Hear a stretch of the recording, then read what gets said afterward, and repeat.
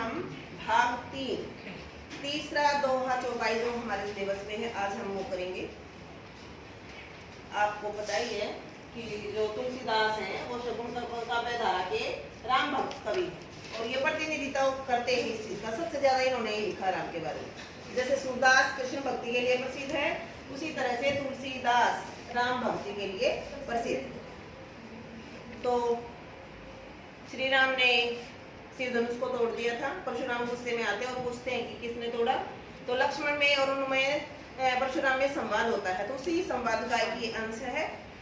विहसी लखनऊ बोले मृदुबाणी, अहो मुनीसु महाभटमानी, पुनि पुनि मोही उठा देखाओ कुठारू, चाहत उड़ावन फूकी पहारू, इहा कुंबड़पतिया कोई नाही, जे तर्जनी देखी मरी जाही, देखी कुठारू सरासन माना, मैं कछु कहा सहित अभिमाना, भृगुसुत समूजी जनेऊ विलोकी, जो कुछ कहूँ कहूँ रिस रोकी, सुर नहीं सुर अरिजन अरुबाई, हमरे कुल इन पर न सुराई, बंधे पापू अब कीर्ति हारे, मार तू पाप रिय तुम्हारे, कोटि कुलिस्तम वचन तुम्हारा, व्यर्थ दरहु धन बान कुठारा, जो विलोकी अनुचित कहेऊ क्षमेहु महामुनि धीर, सुनी सरोस भृगुवंश मणि बोले गिरा गंभीर।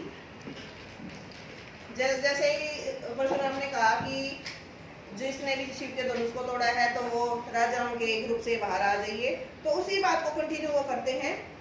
उनकी बात को सुनकर, परशुराम की बात को सुनकर लक्ष्मण जी विहसी लखनऊ बोले मृदुबाणी। लक्ष्मण जी परशुराम की बात सुनकर बहुत ही मधुर वाणी में बोलते हैं, कोमल वाणी में बोलते हैं। अहो मुनीसु महाभुटमानी, हे मुनिवर तुम तो महा योद्धा हो, पुनि पुनि मोही देखा वो कुठारा, तुम बार बार जो मुझे अपना कोठार कुलाड़ा था ना उनका अपना हथियार, तो तुम तो बहुत बड़े योद्धा हो, जो तुम तो मुझे बार बार अपना कुठार दिखा रहे हो।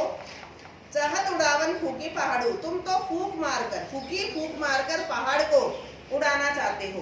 तो लक्ष्मण अपने आप को एक पहाड़ के जैसा सबल बताते हैं कि मैं छोटी मोटी चीज नहीं हूँ, मैं तो एक पहाड़ के समान हूँ और तुम फूक मार कर पहाड़ को उड़ाना चाहते हो। यहाँ कुंबड़बतिया को नहीं, इस लाइन की कई बार भावार्थ पूछ लिया जाता है। यहाँ कुंबड़बतिया एक छोटा सा फूल होता है, अधखिला फल होता है, ठीक है। तो कहता है कि ऐसा कोई फूल नहीं हूँ मैं, ये फल नहीं हूँ जिसको तर्जनी उंगली, ये तर्जनी उंगली है कि आपने उंगली दिखाई और फूल नष्ट हो गया। तो यहाँ कुंबड़बतियों जैसा कोई नहीं है, अर्थात कोई भी नाजुक यहाँ नहीं है। मैं इतना नाजुक नहीं हूँ कि तुम अपनी तर्जनी उंगली दिखाओगे और मैं मुरझा जाऊंगा, मैं खत्म हो जाऊंगा। जे तर्जनी देखी मरी जाही, कि तुम्हारी तर्जनी उंगली देखते ही जो मैं मर जाऊं, ऐसा मैं कुंबड़बतिया का फल नहीं हूँ। देखी कुठारू सरासर बाना, तुम्हारे बाणे को देखकर और तुम्हारे कुठार को देखकर, जो कुछ कहा सहित अभिमाना, मैंने जो कुछ भी कहा है यहाँ सभा में, मैंने जो कुछ भी कहा है वो मैंने अभिमान से, गर्व से, घमंड से कहा है। ये नहीं कि मैं आपसे डरता हूँ, मैं नहीं डरता आपसे। भृगुसुत समूजी जनेऊ विलोकी, कि आप भृगु के पुत्र हो, आपने जनेऊ को धारण कर रखा है। जो कुछ कहूँ सहो रिस रोकी, और जो कुछ मैं कहता हूँ, मुझे पता है कि आप भृगु के सुत हो, पुत्र हो और आपने जनेऊ धारण कर रखा है, लेकिन जो कुछ मैं अब कहता हूँ उसे अपने गुस्से को रोककर सुनो। रिस रोकी, रिस का होता मतलब है अपने गुस्से को रोको और सुनो। सुर महीसुर हरिजन अरुबाई, सुर महीसुर हरिजन अरुबाई, कि ब्राह्मण पर, हरिजन पर, गवों पर और जो अबला होती हैं, मतलब जो निर्बल लोग होते हैं, उनके ऊपर, हमरे कुल इन पर न सुराई, हमारे कुल के लोग इनके ऊपर आक्रमण नहीं करते, इनके साथ आक्रमण या युद्ध नहीं करते। क्यों नहीं करते? बंधे पापू, अगर हम इनसे बंध जाते हैं, यदि हम इनको बांध लेते हैं, इनको हरा देते हैं, अब कीर्ति हारे, तो हम पर पाप लगता है। अगर हम इन पर, ब्राह्मणों पर, हरिजन पर, जो मतलब निम्न होते हैं, जो कमजोर होते हैं या गाय हैं कुछ, इनके ऊपर अगर हम इनको बांध लेते हैं, इनको हरा देते हैं, तो हमें पाप लगता है।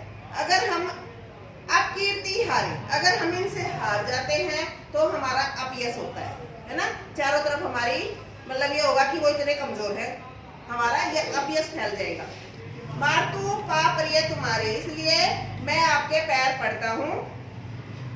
कोटिल कुंडलिस समवचन तुम्हारा, क्यों कि तुम्हारे वचन ही करोड़ों वज्रों के समान हैं, कि तुम्हारे वचन ही ऐसे हैं जिनके प्रहार से आदमी खत्म हो जाता है। व्यर्थ धरहूं धनुबाण कुठारा, तुमने तो व्यर्थ में ही, बेकार में ही तुमने तो धनुष और बाण उठा रखे हैं, है ना। तुम्हारी तो बातें ऐसी हैं, तुम ऐसी बातें करते हो, आदमी अपने आप मर जाता है उन बातों से।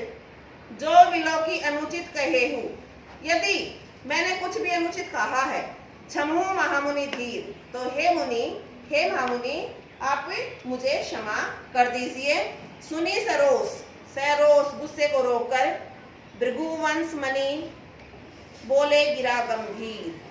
भृगुवंश, भृगुवंश के का पता का बोला गया है किसको? परशुराम को।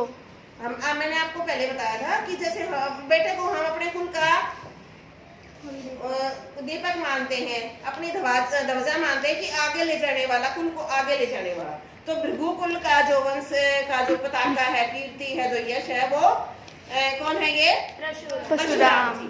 तो कहता है कि सुनो, अपने गुस्से को रोक कर सुनो, बोले गिरा गंभीर, और अपनी गंभीर वाणी में फिर परशुराम जी बोलना शुरू करते हैं। ठीक है बेटा, ये हमारा था ये भाग नंबर 3, आप इसको ध्यान से पढ़िए।